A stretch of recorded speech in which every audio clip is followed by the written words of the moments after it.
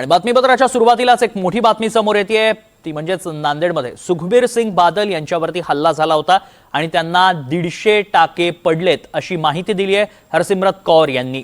बादल यांना गुरुग्राममधील मेदांता रुग्णालयात दाखल करण्यात आलंय। डाव्या हाताला जखम झाल्याची माहितीही त्यांनी दिली आहे। 13 ऑगस्ट रोजी नांदेडमध्ये बादल यांच्यावरती हल्ला करण्यात आला होता। गुरुद्वारेत ते आले होते तेव्हा त्यांच्यावरती हल्ला करण्यात आला। हल्ला करण्यात आलेल्या आरोपीला पोलिसांनी अटकही केली आहे, त्याला पोलीस कोठडीत ठेवण्यात आलंय।